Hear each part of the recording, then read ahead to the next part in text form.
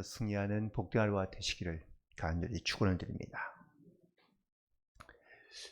역대기는 바벨론의 포로 생활을 하고 있는 특별히 이스라엘 백성들에게 그들의 어떤 이런 정체성을 다시 한번 회복하며 또한 그 정체성을 지키며 살기 위한 목적으로 기록되었다고 말씀드릴 수 있습니다.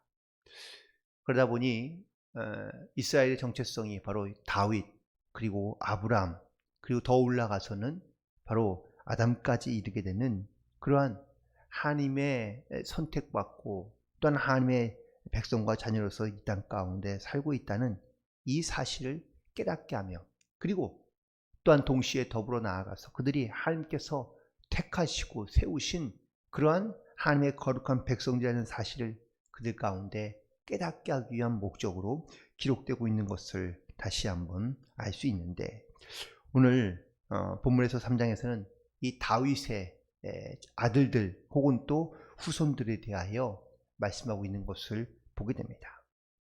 근데 여기서도 역시 똑같이 등장하고 있고 또한 흐르고 있는 일맥상통한 부분은 바로 이스라엘의 어떤 이러한 세워가는 왕위를 이어가는 그러한 자녀들이 장자들에 의해서만 이루어지는 것이 아니라 심지어는 정말 하나님께서 택하시고 또 하나님께서 세우신 사람에 의해서 바로 모든 것이 이루어져 가며 혹은 또 그 정통성이 이어져 가고 있다는 사실을 말씀하고 있는데요.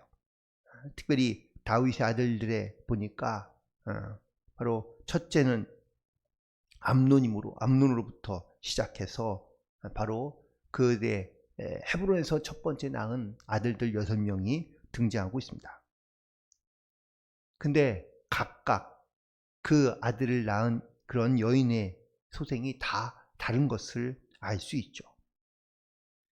이렇게 할 수밖에 없었던 물론 이유는 이 다윗이 어떤 이러한 나라와 민족을 더 부강하게 만들고 또한 건강하게 만들기 위해서 정략 결혼들을 많이 하게 되었는데 그 중에서 낳은 각각 다른 여인에게서 낳은 아들들을 하나씩 얻어 그리고 그 나라를 부강하고 혹은 또 번영하게 만드는 그러한 목적으로 아내를 많이 얻게 된 것을 보게 됩니다. 하지만 사실 이거는 하나님께서 기뻐하시고 원하시는 일은 아니었습니다. 그런데 불구하고 아무튼 이렇듯 헤브론에서 낳은 6 아들 그 중에서도 아마 다윗은 자기의 큰아들이었던 암논에게 아마 자기의 후계를 아마 염두에 두고 있었을 것이 분명합니다. 사무엘하 13장에 나오는 말씀과 분위기를 보면 다윗은 암논을 자기의 후계자로 생각하고 있었는데요.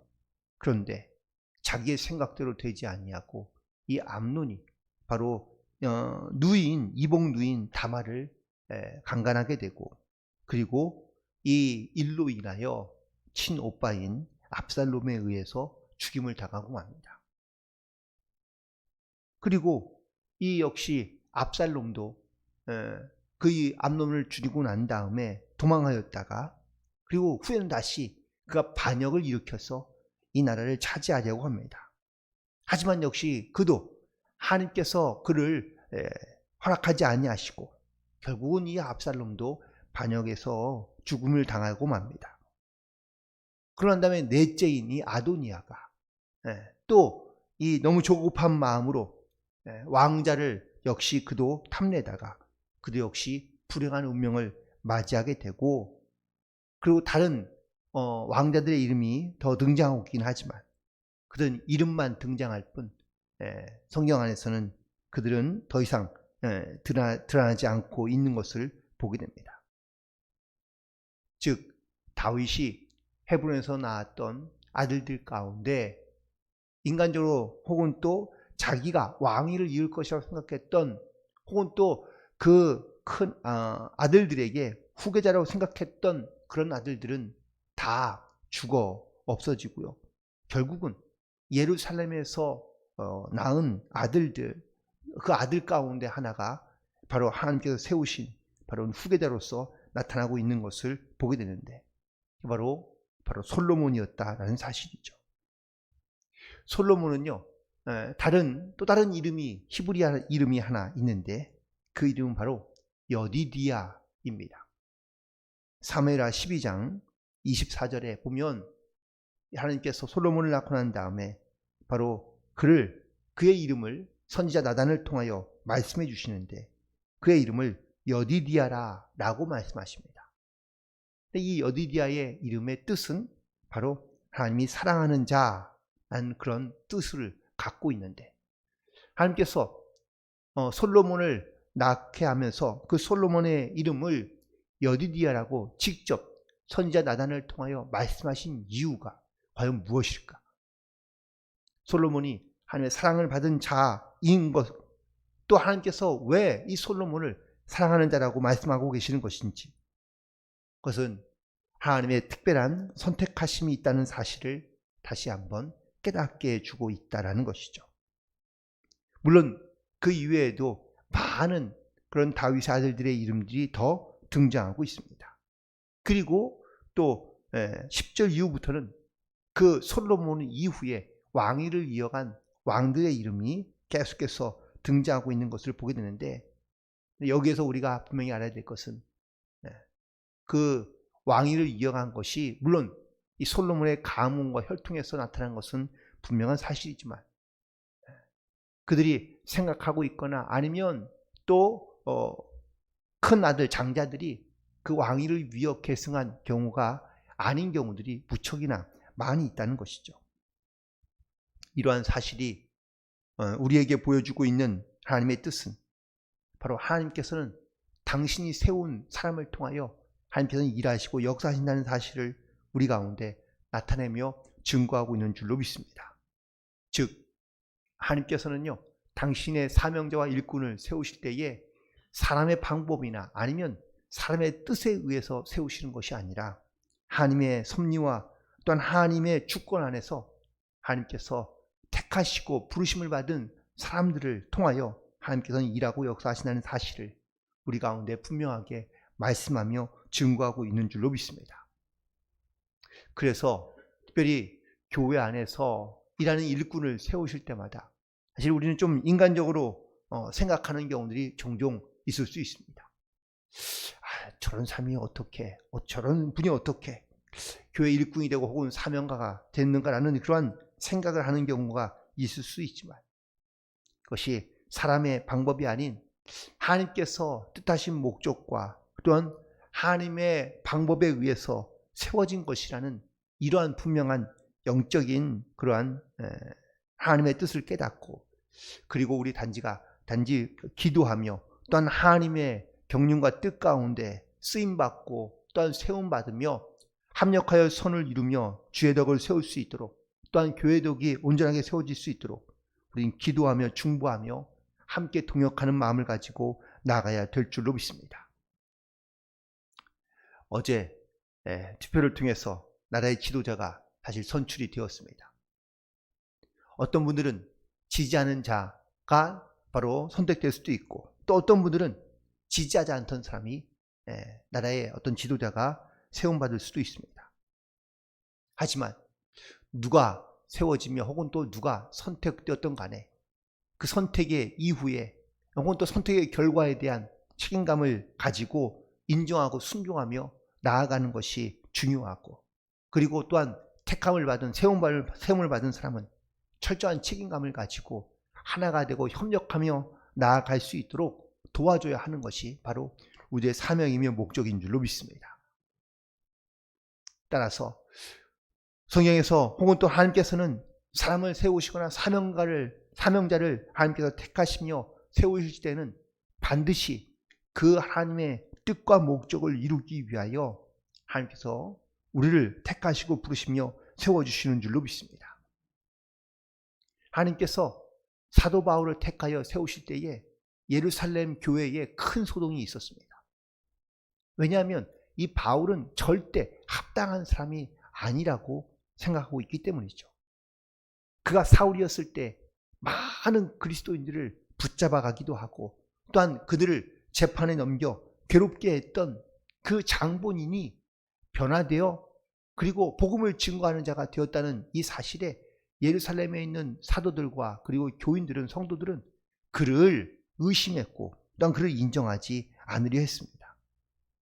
그런데 베드로가 일어나서 많은 변론이 있은 후에 형제들아, 너희가 알거니와 이방인들을 바로 증언하기 위하여, 복음을 전하기 위하여 하나님께서 이 사람도 세워 쓸 수 있다라고 이렇게 말함으로 말미암아 결국은 그 바울에 대한 사도의 정체성이 정리되고 있는 것을 보게 됩니다.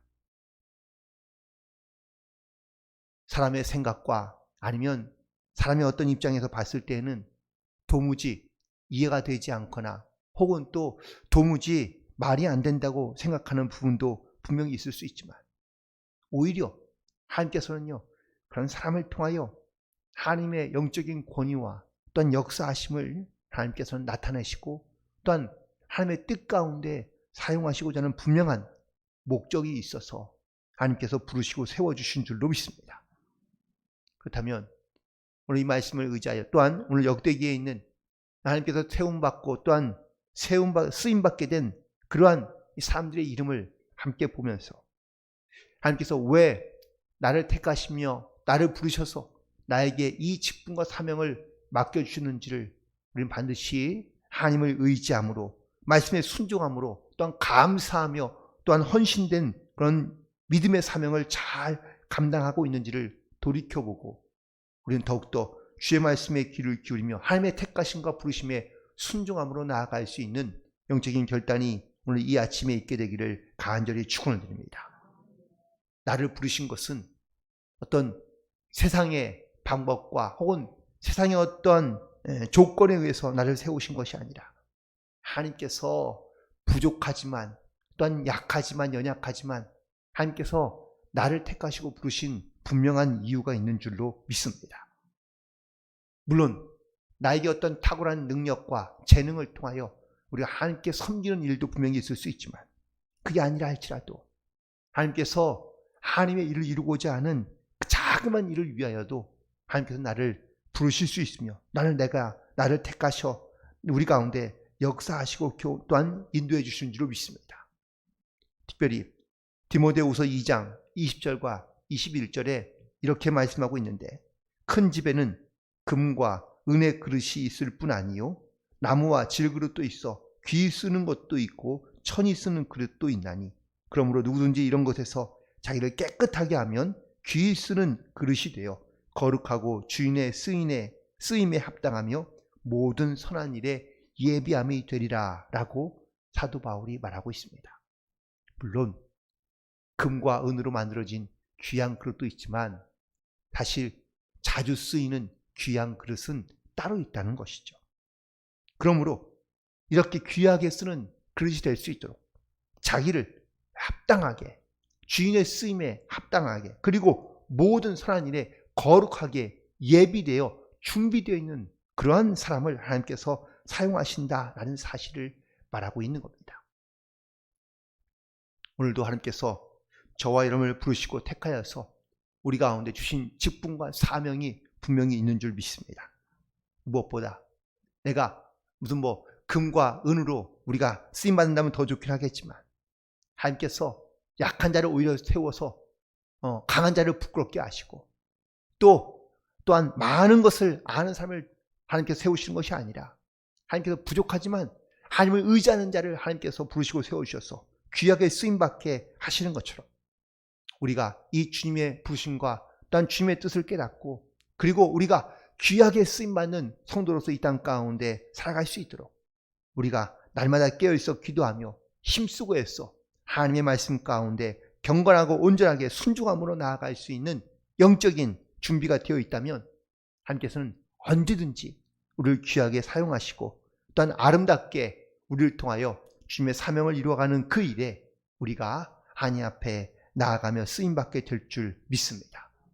오늘도 우리에게 주신 이 귀하고 복된 하루를 우리가 믿음으로 준비하며 기도하며 말씀에 순종함으로 하나님께는 기쁨으로 살아갈 수 있는, 또 이 땅 가운데 그런 빛과 소금의 역할을 잘 감당하며 하나님의 때를 준비하며 모든 일에 합력하여 선을 이룬 그 귀한 부르심 가운데 승리하며 하나님께 영광을 돌리는 복된 하루가 되시기를 주님의 이름으로 간절히 축원을 드립니다.